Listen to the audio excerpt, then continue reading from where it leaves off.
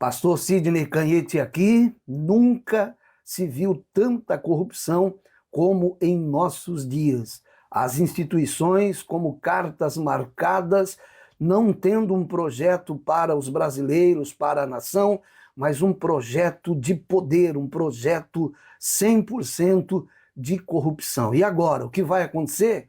Eu quero deixar um vídeo aqui do Nicolas Ferreira, que traz uma leitura exata do que tem acontecido nesses últimos dias. E como cidadão brasileiro, eu não posso me calar. Vemos aí cristãos distraídos, o povo de Deus não fazendo seu papel como igreja, como sal desta terra e luz para este mundo. Que o Senhor tenha misericórdia do nosso Brasil, tenha misericórdia do seu povo nesta nação. Antes do vídeo, se você ainda não é inscrito aqui no canal, faça a inscrição e me ajude a divulgar este vídeo para muita gente. Com certeza eu quero somar aqui com muitos que estão insatisfeitos, inconformados. Que Deus tenha misericórdia do nosso Brasil. Vamos para o vídeo.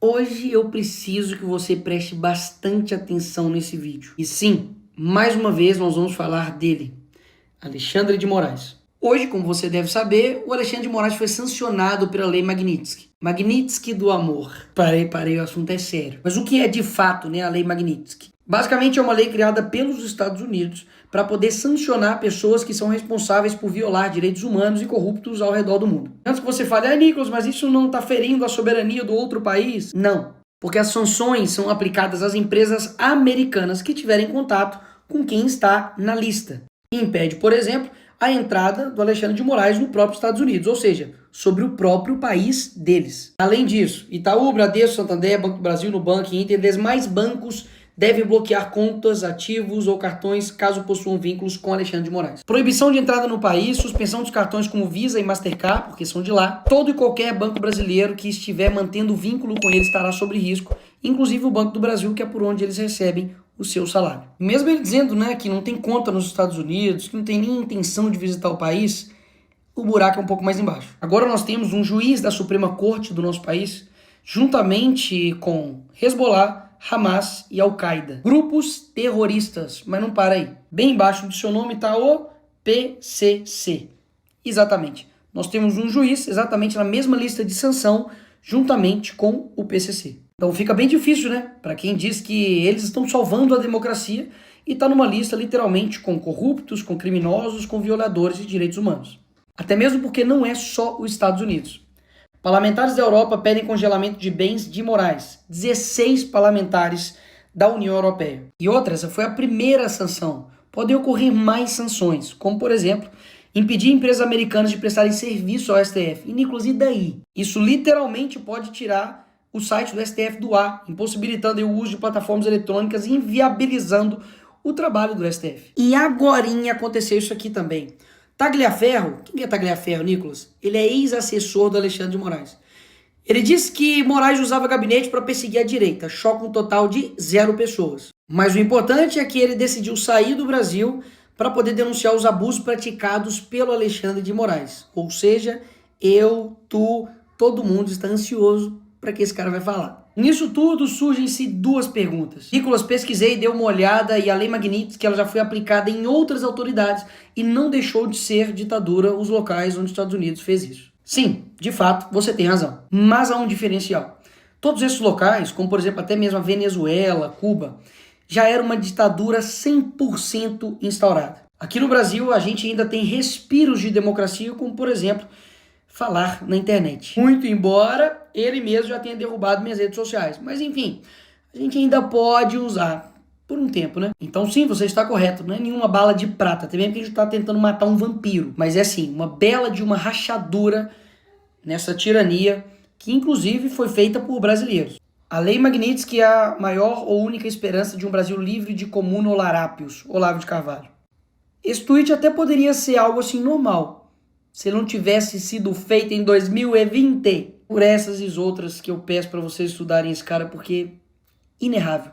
E da comitiva de deputados brasileiros, especialmente do Eduardo, que está aqui, que durante muito tempo ficou zoado aí de ser fritador de ovo, que ele trabalhou nos Estados Unidos com isso. que hoje deu uma bela de uma fritadinha na cabeça de ovo, junto com o Paulo conseguiram essa sanção. E aí vem a terceira pergunta. Eu tinha falado duas, né? Mas enfim, a terceira pergunta. Será que essas sanções vão fazer com que este cara, juntamente com o consórcio e cúmplices, recuem das decisões arbitrárias, sem ampla defesa, da perseguição que está acontecendo aqui no Brasil, principalmente contra a direita? A resposta é: ninguém sabe. E sim, há uma tensão no ar. Porque a gente sabe que o sistema pode revidar com muito mais repressão ou fazer um recuo estratégico.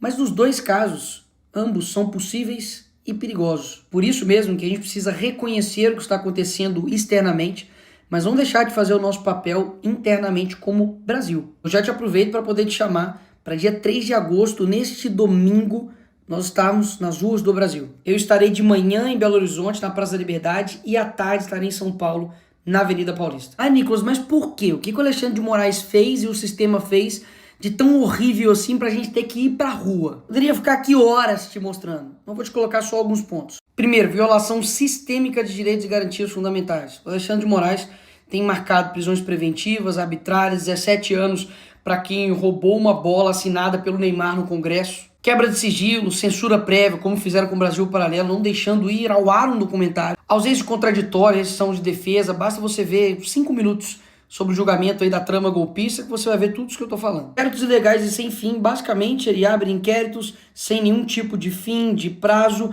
e vai prorrogando, e basicamente para poder fazer o Fishing Expedition. Significa fazer uma pesca predatória. Basicamente você vai indo atrás da pessoa para poder ir buscando outras coisas. Isso não é papel dele. Se for, é o papel do Ministério Público, não dele. Medidas abusivas contra o ex-presidente Bolsonaro. E repito, você não precisa gostar dele, mas falar que isso aqui é normal, tá de sacanagem. Bolsonaro não pode dar entrevista. Ele não pode falar com o seu próprio filho.